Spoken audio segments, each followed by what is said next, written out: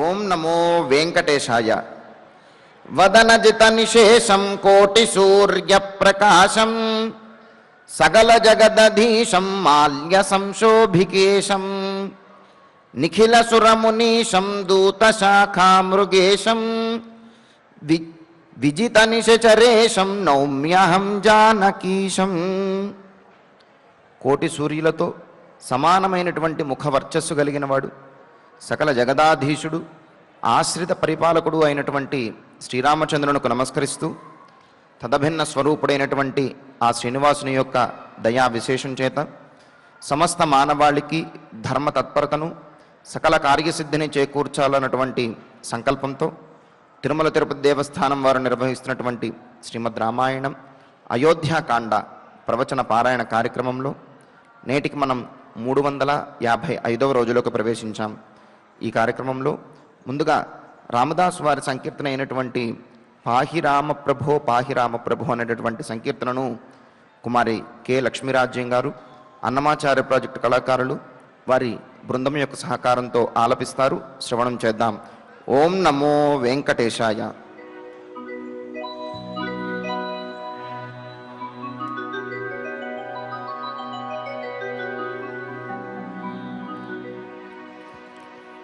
पाहि राम प्रभो पाहि राम प्रभो पाहि राम प्रभो पाहि राम प्रभो पाहि गगनाद्रि परमात्मा राम प्रभो पाहि राम प्रभो पाहि राम प्रभो पाहि गगनाद्रि परमात्मा राम प्रभो पाहि राम प्रभो पाहि राम प्रभो.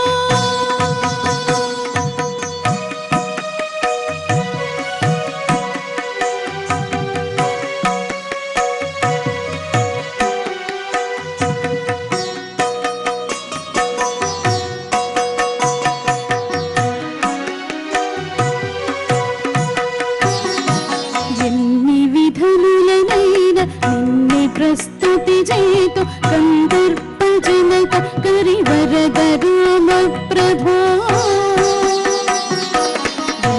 विधमुलनैन निन्ने प्रस्तुति जेतु कंदर्प जनक करिवरद राम प्रभो नरुल प्रस्तुति सेयनालु कल्लाडेदु नरुल प्रस्तुति सेय नालु कल्लाडेदु दशरथ तनय जगदीश राम प्रभो नरुल प्रस्तुति सेय नालु कल्लाडेदु दशरथ तनय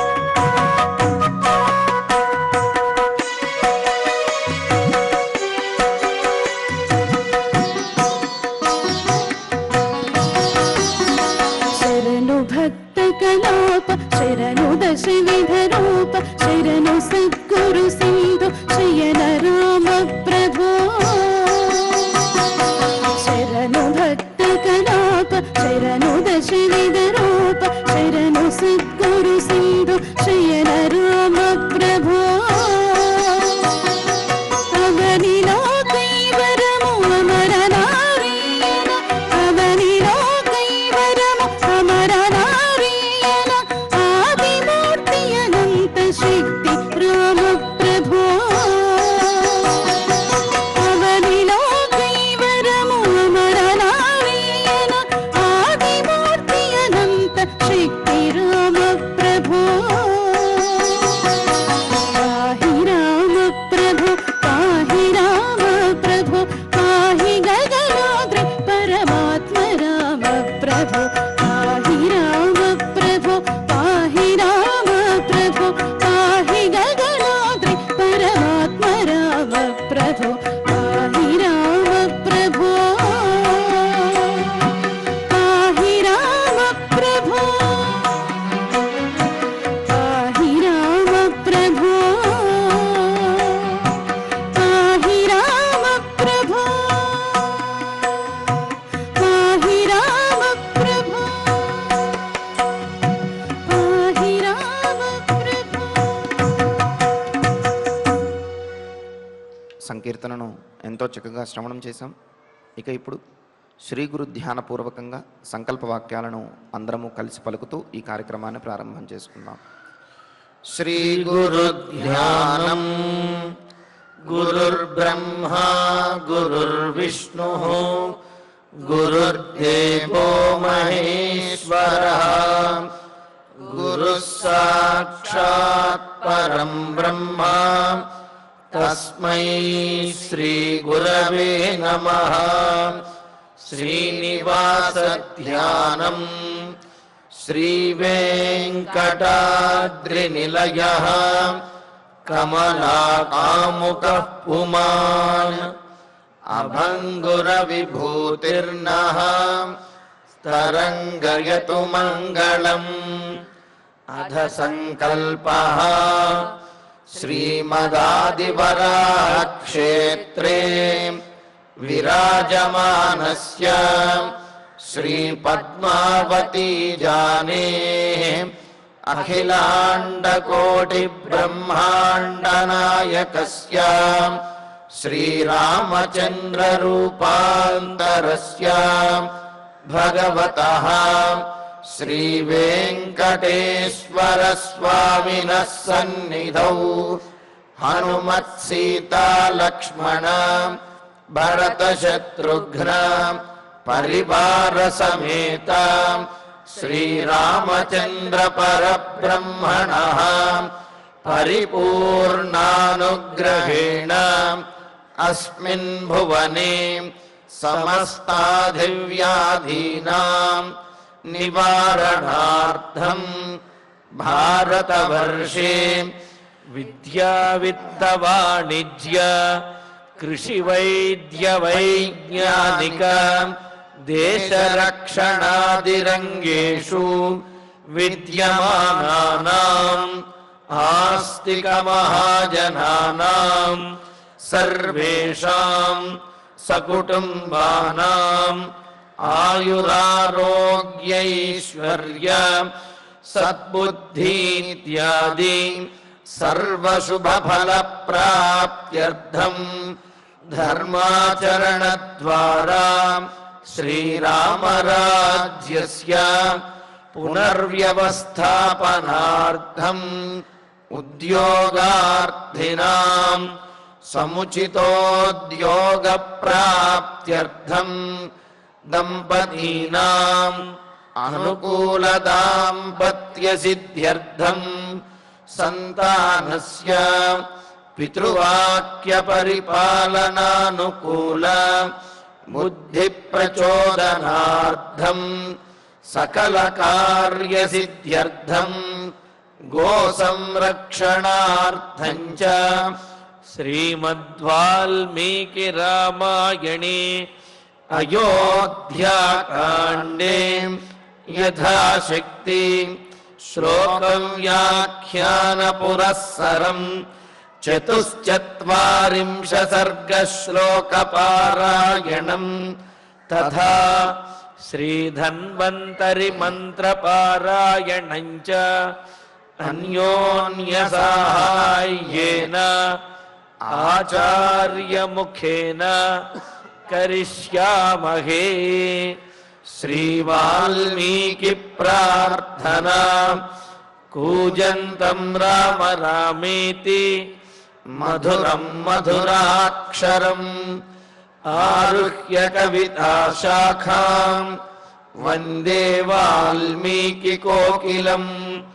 శ్రీ ఆంజనేయ ప్రార్థనా మనోజవం మారుతతుల్యవేగం జితేంద్రియం బుద్ధిమతాం వరిష్టం వాతాత్మజం వానరయూధముఖ్యం శ్రీరామదూతం శిరసా నమామి.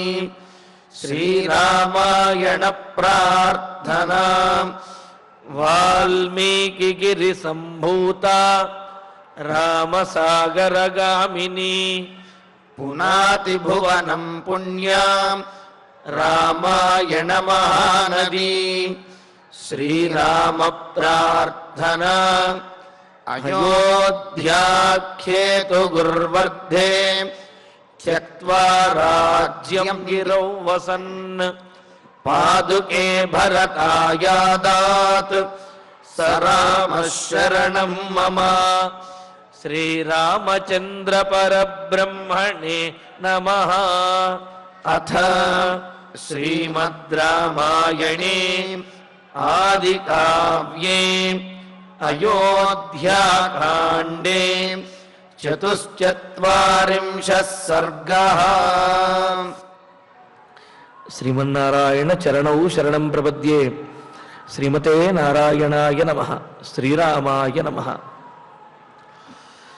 విలపంతీం తథా తాం తు కౌసల్యాం ప్రమదోత్తమాం ఇదం ధర్మే స్థితా ధర్మ్యం సుమిత్రా వాక్యమబ్రవీత్.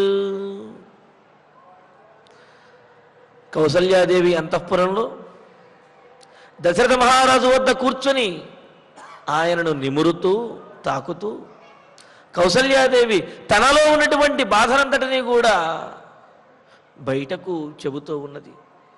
దశరథుడు దుఃఖంలో ఉన్నాడు, రామచంద్రమూర్తి వనవాసానికి వెళ్ళిపోయాడు అని. మరి అదే దుఃఖంలో ఉన్నది కౌసల్యాదేవి కూడా. ఇద్దరూ దుఃఖంలోనే ఉన్నారు. కానీ దశరథుడు మరింత దుఃఖంలో ఉన్నాడు. కౌసల్యాదేవి దశరథుడిని ఓదార్చడానికి వచ్చి ఆయనను తాకుతూ నిమురుతూ ఒకంత భవిష్యత్తులో జరగబోయేటువంటి, అంటే ఏమిటి, రాముడు వనవాసం పూర్తి చేసి మరలా తిరిగి వస్తాడు అని, ఆ సందర్భంలో జనులందరూ చేసే జయ జయధ్వానాలు ఎప్పుడు వస్తాయో ఎప్పుడు వింటామో అని అంటూ ఒకంత భవిష్యత్తు మీద ఆశలను రేకెత్తిస్తూ రాముడు మరలా రాబోతాడు అనే విషయాన్ని సూచనప్రాయంగా తెలియజేస్తూనే మరి ఒక పక్క మరి ఆ తల్లి మనస్సు సహించలేకపోతూ ఉన్నది, తట్టుకోలేకపోతున్నది. దాంతో ఏమంటున్నది, రాముడు వనవాసానికి వెళ్ళడము, రామ వియోగ దుఃఖము, పుత్ర వియోగ దుఃఖం ఏదైతే ఉన్నదో అది బ్రతికి ఉండంగానే శరీరమంతటిని కూడా దహించేటటువంటి అగ్నిలాగా పుత్ర వియోగ దుఃఖము నన్ను దహించి వేస్తుంది మహారాజా, నేను ఉండలేకపోతున్నాను, సహించలేకపోతున్నాను అని ఈ విధంగా బాధపడుతూ ఉన్నది. మరి ఆ పక్కనే సుమిత్రాదేవి కూడా అక్కడే ఉన్నది. మరి దశరథ మహారాజు పరిస్థితి చాలా ఇబ్బందికరంగా ఉన్నది కదా, అందుకనే అక్కడ సుమిత్రాదేవి కూడా అక్కడికే వచ్చి చేరినది. మిగతా వారు కూడా అక్కడే ఉన్నారు. మరి ఈ సందర్భంలో కౌసల్యాదేవి ఇంతగా బాధపడుతూ ఉంటే సుమిత్రాదేవి కౌసల్యను ఓదార్చుతూ ఉన్నది. అసలు వాస్తవంగా గనక ఆలోచించినట్లయితే కౌసల్యాదేవి సుమిత్రాదేవిని ఓదార్చాలి. ఎందుకని? కౌసల్య కుమారుడైనటువంటి రామచంద్రమూర్తి ఎందుకని వనవాసానికి వెళ్ళాడు? తండ్రి ఇచ్చినటువంటి మాట నెరవేర్చడం కోసము, పితృవాక్య పరిపాలన కోసము తండ్రి ప్రతిజ్ఞ చేశాడు. కావున దానిని అనుసరించి తండ్రి ఆజ్ఞ మేరకు రాజ్యాన్ని వదిలి రామచంద్రమూర్తి వనవాసానికి వెళ్ళవలసి వచ్చింది. మరి లక్ష్మణుడు వనవాసానికి వెళ్ళవలసిన అవసరము లక్ష్మణునికి లేదు. వనవాసానికి వెళ్ళమని లక్ష్మణుడిని దశరథుడు ఆదేశించలేదు. అయినప్పటికీ కూడా తన అన్నగారికి వనవాసాన్ని విధిస్తే అన్నను విడవలేనటువంటి లక్ష్మణస్వామి ఆయనతో పాటే రక్షకుడిగా వనవాసానికి వెళ్ళిపోయాడు. మరి ఇక్కడ పరిశీలించినట్లయితే రామచంద్రమూర్తి రాజాజ్ఞను అనుసరించి వనవాసానికి వెళ్ళవలసి వచ్చింది, వనవాసానికి వెళ్ళాలి అంతే. కానీ లక్ష్మణస్వామి వెళ్ళవలసిన అవసరం లేకపోయినా సరే వెళ్ళాడు. మరి అటువంటప్పుడు వెళ్ళవలసినటువంటి లక్ష్మణుడు వెళ్ళినందుకే కౌసల్యాదేవి అంతగా బాధపడితే వనవాసానికి వెళ్ళని అవసరం లేనటువంటి తన కుమారుడైన లక్ష్మణస్వామి వనవాసానికి వెళ్ళినందుకు సుమిత్రాదేవి ఇంకెంత బాధపడాలి. అయినప్పటికీ కూడా సుమిత్రాదేవి బాధపడటం లేదు. కౌసల్యాదేవి సుమిత్రను ఓదార్చాలి, కానీ అందుకు భిన్నంగా ఇక్కడ సుమిత్రాదేవి కౌసల్యను ఓదార్చుతూ ఎంతో చాలా గొప్పగా మాట్లాడుతూ ఉన్నది. ఇంతకు ముందు కూడా మనం అనుకున్నాం, కౌసల్య సుమిత్ర కైకేయి వీరిలో ఎవరు గొప్పవారు అని అంటే మొదట సుమిత్రాదేవే గొప్పది, ఆ తర్వాతే కౌసల్యాదేవి, ఆ తర్వాత కైకేయి అని చెప్పి అనుకున్నాం. ఎందుకు అంటే పరిపూర్ణమైనటువంటి సాత్వికమైన గుణము సుమిత్రాదేవి యందు ఉన్నది అని ఇంతకు ముందు మనం చెప్పుకున్నాం. ఆ ఉన్నది అనే దానికి తార్కాణమే ఈ 44వ సర్గలో ఆ సుమిత్రాదేవి యొక్క మాటలు. సుమిత్రాదేవి కౌసల్యాదేవిని ఓదార్చుతూ ఎంత గొప్పగా ఎంతటి పరమార్థం కలిగినటువంటి మాటలను మాట్లాడుతుందో మనకు ఈ సర్గలో తెలుస్తాయి. విలపంతీం తథాతాంతు కౌసల్యాం ప్రమదోత్తమాం ఇదం ధర్మే స్థితాధర్మ్యం సుమిత్రా వాక్యమబ్రవీత్. ధర్మే స్థిత, ధర్మము యందే స్థిరమైనటువంటి బుద్ధి కలిగినటువంటి, ధర్మము యందే ఆలోచన కలిగినటువంటి సుమిత్ర, ఆ సుమిత్రాదేవి అంటే ధర్మము తప్ప వేరే ఆలోచన ఇది కూడా లేదు. ధర్మానికి అనుగుణమైనదా కాదా, ధర్మానికి అనుగుణమైనదే, సరే ఇంకా దుఃఖపడవలసినటువంటి అవసరం లేదు అని ధర్మము యందే స్థిరమైనటువంటి బుద్ధి కలిగినదైన ఆ సుమిత్రాదేవి తథా విలపంతి.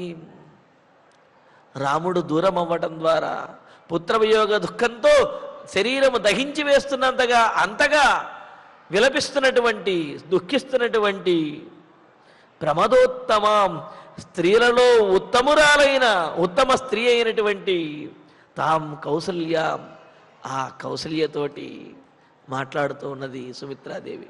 ఇక్కడ ప్రమదోత్తమం అని కౌసల్యాదేవికి ఎందుకు విశేషణం చెప్పారు అంటే స్త్రీలలో ఉత్తమత్వం అనేది ఉత్తమమైనటువంటి సంతానాన్ని కన్నప్పుడు కలుగుతుంది అని చెప్పి అన్నారు. మరి రాముడి కంటే ఉత్తమమైనటువంటి వాడు ఇంకెవరో ఉండరు కదా, అందుకని ఉత్తముడైనటువంటి రాముడికి జన్మనిచ్చినటువంటి ఉత్తమురాలైన ఆ కౌసల్యాదేవితోటి ధర్మ్యం ఇదం వాక్యం అబ్రవీత్, ధర్మముతో కూడినటువంటి ధర్మబద్ధమైనటువంటి ఈ మాటలను సుమిత్రాదేవి కౌసల్యాదేవితోటి చెబుతూ ఉన్నది. మరి అంత ధీరుడైనటువంటి ఉత్తముడైనటువంటి రాముడికి జన్మనిచ్చినప్పటికీ కూడా ఆ రాముడు దూరమైపోయాడు అని చెప్పి కన్నీరు మున్నీరుగా విలపిస్తూ సహించలేనంత భరించలేనంత దుఃఖంలో ఉన్నటువంటి ఆ కౌసల్యాదేవితోటి ధర్మము యందు స్థిరబుద్ధి కలిగినటువంటి సుమిత్రాదేవి ధర్మయుక్తమైనటువంటి మాటలను మాట్లాడుతూ ఉన్నది ఇక్కడ. మరి సుమిత్రాదేవి మాటల ద్వారా ఇక్కడ కవి మనకు రాముని యొక్క పరతత్వాన్ని, రాముడు సామాన్యమైనటువంటి మానవుడిగా ఆవిర్భవించినప్పటికీ ఆయనే పరమాత్మతత్వము ఆయనే అనే విషయాన్ని తెలియజేస్తున్నారు. మరి ఆయన పరమాత్ముడు అనే విషయము కౌసల్యాదేవి తెలుసుకోలేకపోయింది, కానీ సుమిత్రాదేవి ఎలా తెలుసుకోగలిగిందండి ఆయన యొక్క సామర్థ్యాన్ని అని అంటే పూర్వజన్మ సుకృతం వల్ల సుమిత్రాదేవి ఆ విధమైనటువంటి జ్ఞానాన్ని పొందిందనమాట. ఈ రామాయణంలో కేవలం సుమిత్రాదేవే కాదు, తారా మండోదరి వారు కూడా అటువంటి జ్ఞానము కలిగిన వారే అని చెప్పి మనకు ఆయా సందర్భాలను బట్టి తెలుస్తుంది. మరి వాలి భార్య అయినటువంటి తార వాలి మరణించిన తరువాత రాముణ్ణి నిందించాలి అనే ఉద్దేశ్యంతో, లేకపోతే రాముణ్ణి నిలదీయాలి అనే ఉద్దేశ్యంతో రాముడి దగ్గరికి వచ్చి రాముడిని చూచిన వెంటనే ఆయన పరమాత్మ అనే జ్ఞానము ఆంతరంగికంగా, అంటే మనకు సిక్స్త్ సెన్స్ అంటారు కదా, అలాగా ఆ పరమాత్మ అనే జ్ఞానము కలిగినటువంటిది రాముణ్ణి నిందించకుండా కీర్తించి వెళుతుంది. అలాగే మండోదరి కూడా, రావణాసురుడి భార్య అయినటువంటి మండోదరి కూడా రాముడిని ఏనాడు నిందించదు, రాముడిని కీర్తిస్తుంది. ఎందుకు అంటే తమ భర్తలకు అపకారం చేసినటువంటి వాడైనా అది లోక కళ్యాణం కోసం చేసినటువంటి కార్యము. అంతేకాదు ఆ కార్యాన్ని ఆచరించినటువంటి వాడు లోకనాథుడైనటువంటి పరమాత్మ అనే జ్ఞానము వారిలో కలిగినది. అందుకనే వారు రాముడిని నిందించలేదు, అదేవిధంగా రాముడిని కీర్తించారు. అలాగే ఇక్కడ సుమిత్రాదేవి కూడా రాముడి విషయంలో ఆయన పరమాత్మ అనే జ్ఞానము సుమిత్రాదేవి యొక్క అంతరాత్మకు తెలుస్తూ ఉన్నది. అంటే అది ప్రత్యక్షంగా చెప్పకపోయినప్పటికీ కూడా రాముడిలో ఉన్నటువంటి గొప్పతనాన్ని పూర్తిగా తెలుసుకొని ఉన్నది సుమిత్రాదేవి. అందుకనే ఇంత ఉదాత్తంగా మాట్లాడుతూ ఉన్నది. ఇక్కడ మాట్లాడుతూ చూడండి, ఈ శ్లోకానికే మరో విశేషార్థం కూడా మనకు సంప్రదాయంలో పెద్దలు తెలియజేశారు. ధర్మే, సిద్ధధర్మమైనటువంటి రాముని యందు, రామో విగ్రహవాన్ ధర్మ అని అన్నారు కదా, కావున ధర్మే సిద్ధధర్మమైనటువంటి రాముని యందు స్థిరమైనటువంటి మనస్సు కలిగినదై, రాముని యొక్క శక్తి సామర్థ్యముల మీద ధర్మాచరణ మీద కూడా పూర్తి విశ్వాసము కలిగినదైన సుమిత్ర, ఆ సుమిత్రాదేవి ధర్మే స్థిత, పూర్వజన్మ వాసన ఫలము చేత రాముని యొక్క ధర్మస్వరూపమును పరమాత్మత్వమును కూడా తెలుసుకున్నటువంటిదై ఆ స్థిరమైనటువంటి ధర్మము ఎందే నిలబడి సుమిత్ర తథా విలపంతీం ప్రమదోత్తమాం ఇదం వాక్యము వాచ, విలపిస్తున్నటువంటి కౌసల్యాదేవితో ఈ మాట చెప్పింది అన్నారు. ఇక్కడ చూడండి, ధర్మే అంటే సిద్ధధర్మమైనటువంటి రాముని యందు అనుకున్నాం. అంటే ధర్మము రెండు రకాలుగా ఉంటుంది. ఒకటి సిద్ధధర్మము, రెండవది సాధ్యధర్మము అని చెప్పి. సిద్ధధర్మము అని కనుక అన్నట్లయితే పరమాత్మ సిద్ధధర్మము అంటే మనము ఎటువంటి ప్రయత్నము చేసినా చెయ్యకపోయినా మనలో ఉండి మనల్ని ఉజ్జీవింపజేసేటటువంటి వాడు పరమాత్మ. మరి సాధ్యధర్మము అని అంటే యజ్ఞయాగాదుల ద్వారా మనం సాధించుకోవలసినటువంటి ధర్మం ఏదైతే ఉన్నదో దానిని సాధ్యధర్మము అని అన్నారంటే ఏమిటి? యజ్ఞయాగాదులు ఇవన్నీ కూడా సాధ్యధర్మములు. తద్వారా మనకు పుణ్యఫలం అనేది, సుఖం అనేది కలుగుతుంది. ధర్మము అంటే సుఖమును ఇచ్చేది అని అన్నారు.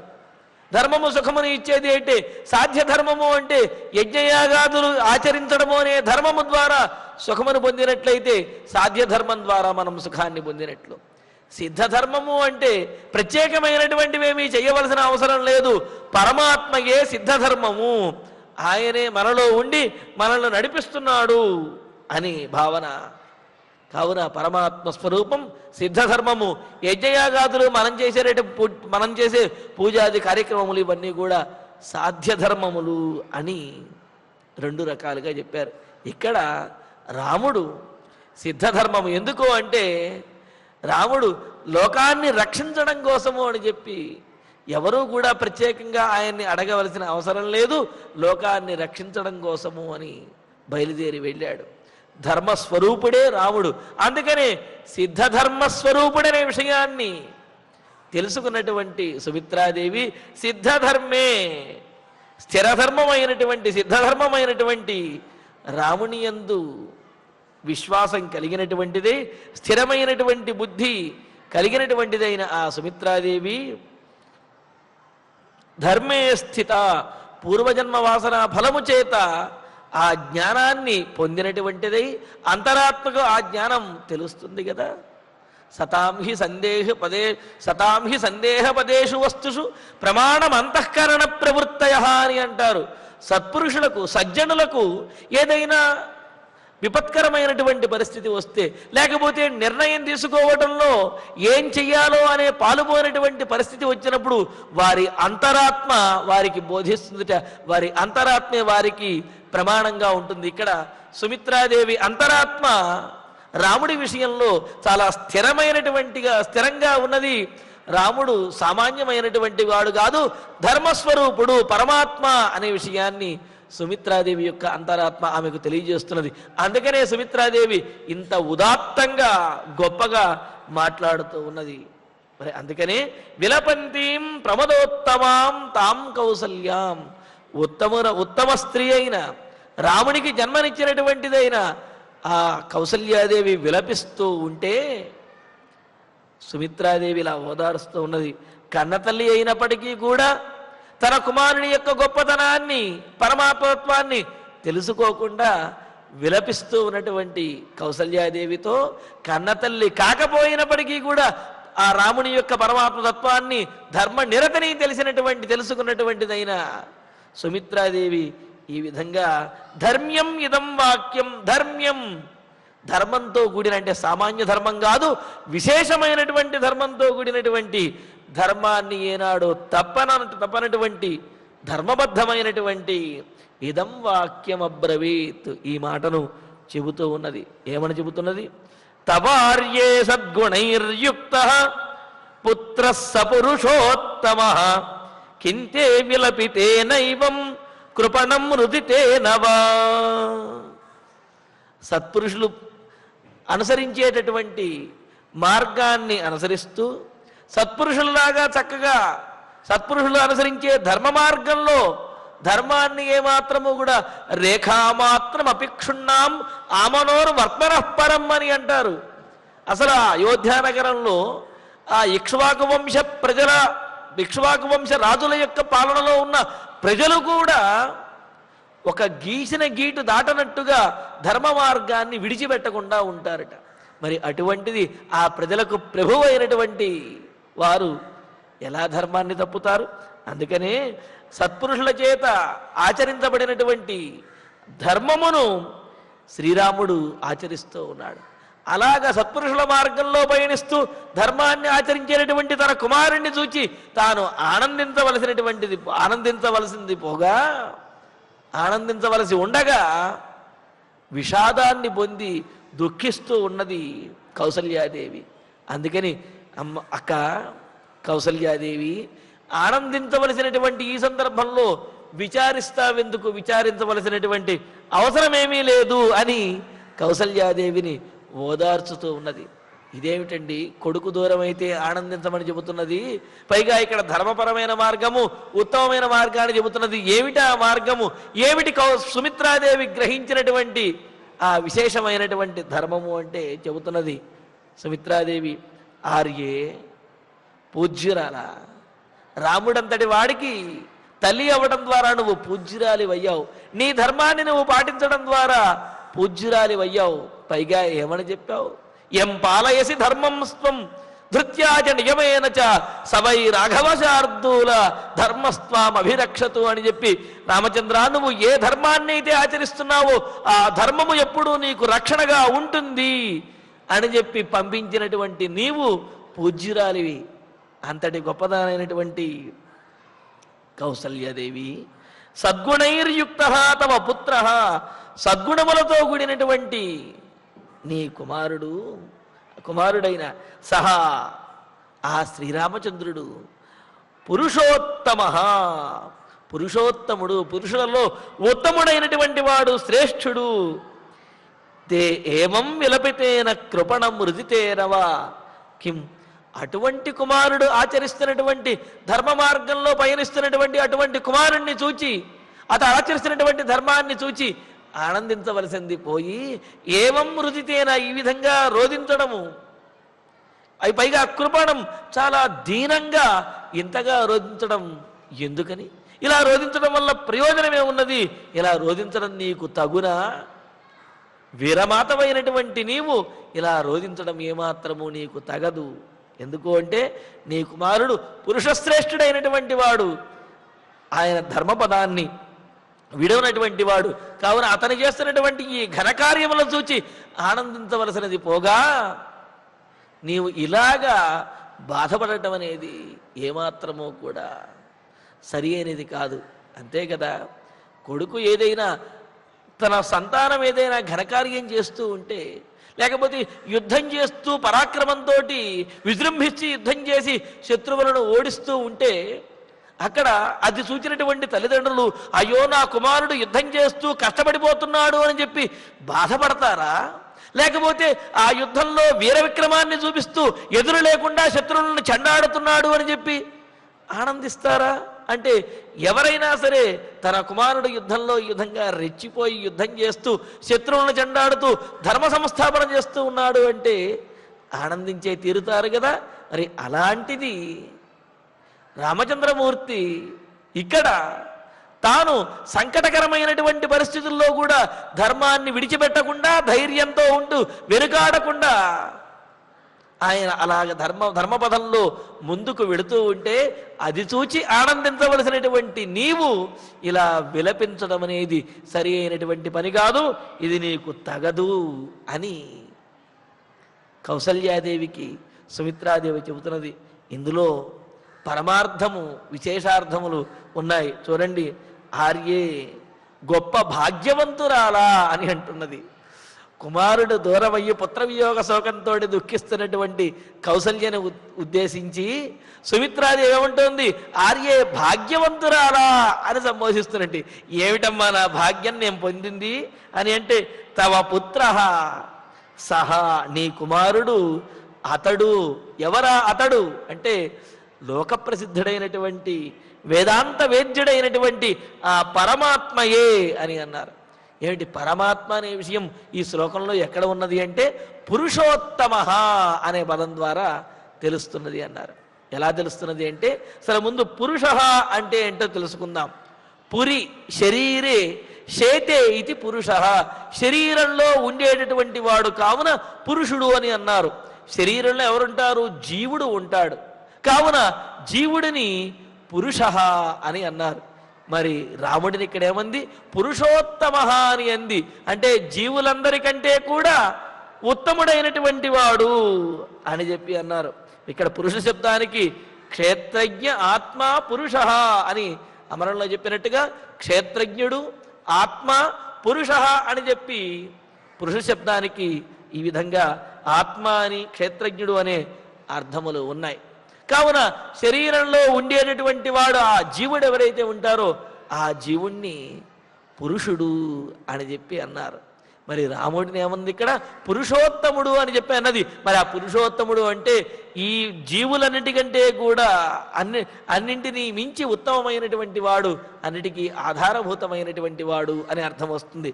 చూడండి తర్వాత ఇక్కడ పురుషులలో అంటే పురిషేతే శరీరములో ఉండే జీవుడు అనే అర్థం చెప్పుకున్నాం కదా. ఆ జీవులు రెండు రకాలుగా ఉంటాయి. ఎలాగా అంటే మనకు భగవద్గీతలో చెప్పినట్లుగా ద్వామిమౌ పురుషౌలోకే క్షరశ్చాక్షరయేవచ క్షర సర్వాణి భూతాని కూటస్థో క్షర ఉచ్యతే అని చెప్పినట్లుగా బద్ధజీవులు ముక్తజీవులు అని చెప్పి రెండు వర్గములుగా జీవులు చెప్పబడ్డాయి. ఇందులో కర్మ వశము చేత శరీరంలో ఉండేటటువంటి జీవులను బద్ధజీవులు అని అంటారంటే శరీరంలో బంధించబడినట్లుగా శరీరంలో ఉండేటటువంటి జీవులని బద్ధజీవులు అని చెప్పి తమ తమ పుణ్యకార్య ఫలముల చేత ముక్తిని పొందినటువంటి వారిని ముక్తజీవులు అని చెప్పి అంటారు. మరి ఈ బద్ధజీవులని క్షరజీవులు అని చెప్పి ముక్తజీవులని అక్షరజీవులు అని చెప్పి అని అన్నారు. మరి పరమాత్మ శ్రీమన్నారాయణుడు రామచంద్రమూర్తి ఇలా బద్ధజీవులకి ముక్తజీవుల కంటే కూడా అతీతమైనటువంటి వాడు, ఉత్తమమైనటువంటి వాడు కావున పురుషోత్తముడు అని చెప్పి సుమిత్రాదేవి చెప్పినది. అంటే ఏమిటి? అన్నిటికంటే కూడా బద్ధ ముక్త జీవుల కంటే కూడా ఉత్తమమైనటువంటి వాడు అనే విషయాన్ని తెలియజేస్తూ, అంటే పరమాత్మ ఆత్మలకు జీవులకు అన్నిటికీ కూడా ఆధారభూతమైనటువంటి వాడైన పరమాత్మ రామచంద్రమూర్తి, ఆ శ్రీమన్నారాయణుడు రామచంద్రమూర్తి అనే విషయాన్ని తెలియజేస్తున్నది. మరి ఇక్కడ భగవద్గీతలోనే చెప్పారు, ఉత్తమ పురుషస్త్వన్య పరమాత్మేత్యుదాహృత అని. జీవులలో క్షరజీవులు అక్షరజీవులు అని చెప్పి వీటన్నిటికంటే కూడా భిన్నమైన, వీటన్నిటికంటే కూడా ఉత్తమమైనటువంటి వాడైన ఉత్తమ పురుషస్త్వన్య పరమాత్మేత్యుదాహృత, ఈ జీవుల కంటే ఉత్తమమైనటువంటి వాడిని, ఉత్తమమైన పురుషుణ్ణి పరమాత్మ అని చెప్పి అన్నారు. యోలోకత్రయమావిశ్య బిభర్తి అవ్యయ ఈశ్వర అని చెబుతూ అతనే లోకములన్నింటినీ కూడా ఆవరించి ఉండి, విష్ణువు సర్వవ్యాపకుడిగా ఉండి ఈ లోకమన్నింటినీ కూడా భరిస్తూ ఉజ్జీవింపజేస్తూ పరిపాలిస్తూ ఉన్నాడు అని మనకు భగవద్గీతలో ఉన్నది. యస్మాత్ క్షరమతీతోహం అక్షరాదపి చోత్తమ అని అంటూ అక్కడే భగవద్గీతలో పరమాత్మ చెబుతాడు, క్షరజీవులకు అక్షరజీవుల కంటే కూడా భిన్నంగా ఉంటూ ఉత్తమంగా ఉంటూ అతోస్మి లోకే వేదే చ ప్రహిత పురుషోత్తమ, ఈ లోకంలోను వేదంలోను అంతటా కూడా పురుషోత్తముడిగా ప్రసిద్ధి చెందినటువంటి వాడు ఆ పరమాత్మ శ్రీమన్నారాయణుడు అనే విషయాన్ని మనకు ఇక్కడ భగవద్గీతలో తెలియజేశారు. మరి ఆ విషయాన్నే చెబుతున్నట్లుగా అంటే ఆ జ్ఞానము కలిగి ఉన్నట్లుగా పురుషోత్తమ, రాముడు పురుషోత్తముడు అనే విషయాన్ని సుమిత్రాదేవి కౌసల్యాదేవితో చెబుతున్నది. ఏమిటి పురుషోత్తముడు అంటే? పరమాత్మ. పురుష అంటే జీవులు, ఆ జీవులందరినీ కూడా ఉద్ధరించేటటువంటి వాడు, అన్నిటికంటే ఉత్తమమైనటువంటి వాడు పరమాత్మ అయినటువంటి వాడు రామచంద్రుడు. కావున పరమాత్మ విషయంలో లోకమన్నింటినీ కూడా భరించేవాడు, లోకమంతా కూడా ఆవరించి ఉన్నవాడు, లోకములను పరిపాలించేవాడు, అన్నిటికీ ఆధారభూతుడైనటువంటి ఆ పరమాత్మ విషయంలో ఎవరైనా బాధపడతారా అనే పరమార్థం వచ్చే విధంగా ఇంత గొప్పగా మాట్లాడుతూ ఉన్నదన్నమాట. అందుకనే పురుషోత్తముడైనటువంటి వాడు, లోకమంతటినీ అందరికీ ఆధారభూతులైనటువంటి వాడు, లోకంలోనూ వేదంలోనూ కూడా పురుషోత్తముడిగా కీర్తించబడినటువంటి వాడు అయిన శ్రీమన్నారాయణుడే ఆ రామచంద్రమూర్తి. మరి ఈ విషయంలో మరొక కారణాన్ని కూడా తెలియజేస్తున్నది. ఏమని? సద్గుణైర్యుక్త, అనితర సాధ్యమైనటువంటి ఇతరుల వద్ద ఎవరి వద్ద కూడా లేనటువంటి, ఇతరులెవరూ కూడా ఆచరించలేనంతటువంటి గుణములు కలిగినటువంటి వాడు. అటువంటి సద్గుణములు అసంఖ్యేయమైనటువంటి లెక్కబెట్టలేనంతటి సద్గుణములు కలిగినటువంటి వాడు ఆ పరమాత్మయే. ఎందుకంటే ఎవరి దగ్గర అయినా సరే ఎన్ని గుణములు ఉన్నాయి అంటే ఇన్ని అని చెప్పవచ్చును. వాటిలో కొన్ని ఈ గుణములు కూడా ఉన్నాయి, కానీ ఒకటి రెండు అవగుణాలు కూడా ఉంటాయి అని చెప్పే అవకాశం ఉంటుంది. కానీ శ్రీరాముని యందు అనంతమైనటువంటి గుణములు ఉన్నాయి, ఒక్క అవగుణం అనేది కూడా లేదు. ఇది పరమాత్మకు మాత్రమే సాధ్యము. అందుకనే ఏమన్నాడు, ఏమంటున్నది? సద్గుణైర్యుక్త, పూర్తిగా సద్గుణముల చేత సద్గుణములు కలిగినటువంటి వాడు అని అంటున్నది. అంతేకాదు, పురుషోత్తమ శబ్దానికి మనకు నిఘంటువులు చూచినట్లయితే ఆ నిఘంటువుల్లో విష్ణుర్నారాయణ కృష్ణో వైకుంఠో విష్ణరస్రవా అంటూ మొదలుపెట్టి దేవకీ నందన శౌరి శ్రీపతి పురుషోత్తమ అని అన్నారు. అంటే పురుషోత్తమ అనే పదము శ్రీమన్నారాయణునికే వినియోగించబడుతుంది. పురుషోత్తముడు అంటే శ్రీమన్నారాయణుడే, ఆ పరమాత్మయే అనే అర్థాన్ని మనకు నిఘంటువులు కూడా చక్కగా తెలియజేస్తున్నాయి. అందులోనూ కూడా శ్రీపతి పురుషోత్తమ అని అన్నారు. శ్రీపతి లక్ష్మీదేవికి భర్త అయినటువంటి వాడు, అలాగే పురుషోత్తముడు అని చెప్పి ఆ శ్రీమన్నారాయణుడికి ఉన్నటువంటి పేరుల్లో గొప్ప పేర్లు. అంటే సీతాదేవితో కూడి ఉన్నటువంటి రామచంద్రమూర్తి పురుషోత్తముడు, ఆ శ్రీమన్నారాయణుడు పరమాత్మతత్వము. కావున అటువంటి పరమాత్మ గురించి నువ్వు ఆలోచించవలసినటువంటి, శోకించవలసినటువంటి అవసరము లేదమ్మా. అతడే అనంతమైనటువంటి కళ్యాణ గుణములు కలిగినటువంటి వాడు. మరి అటువంటి వాడి గురించి నీ కుమారుడు అనే బుద్ధితో మాత్రమే ఆలోచిస్తూ నువ్వు శోకిస్తున్నావు. శోకించవలసినటువంటి అవసరం లేదు. తే ఏమం విలపితేన రుదితేనవా కిం, అంత గొప్ప కుమారుడికి తల్లివైనటువంటి నీవు, పరమాత్ముడైనటువంటి ఆ రాముడికి తల్లివైనటువంటి నీవు ఏవం విలపితేనా, ఈ విధంగా బేలలాగా, సామాన్యమైనటువంటి స్త్రీలాగా, సామాన్యమైనటువంటి తల్లిలాగా ఇలా విలపితేన కిం, ఎందుకు ఇలా విలపిస్తున్నావు? ఇలా విలపించడం ఏమాత్రము తగదు.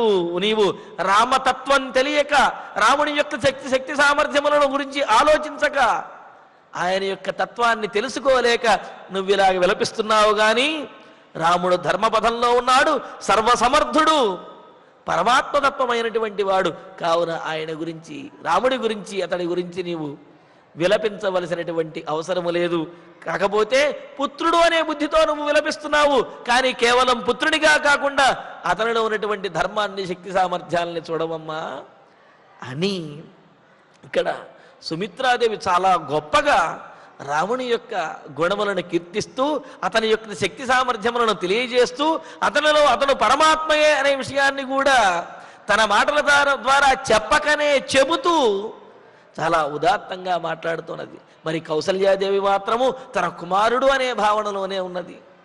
మరి తల్లి ప్రేమ ఆ విధంగా మిగతా విషయాలని తెలియకుండా చేస్తూ ఉన్నది.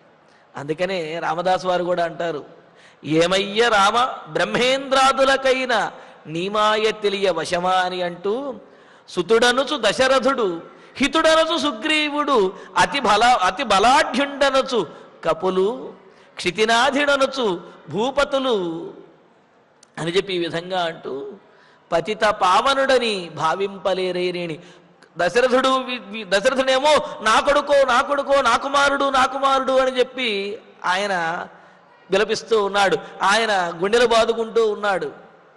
సరే, మిగతా వీళ్ళందరూ సుగ్రీవుడు వీళ్ళేమో నాకు స్నేహితుడండి రాముడు అని చెప్పుకుంటున్నారట. మిగతా కపి సైన్యం అందరూ కూడా రాముడు చాలా గొప్ప పరాక్రమవంతుడు, బలం కలిగినటువంటి వాడు అనుకుంటున్నారట. మరి మిగతా రాజులందరూ కూడా రాముడు గొప్ప రాజు అని చెప్పి అనుకుంటున్నారట.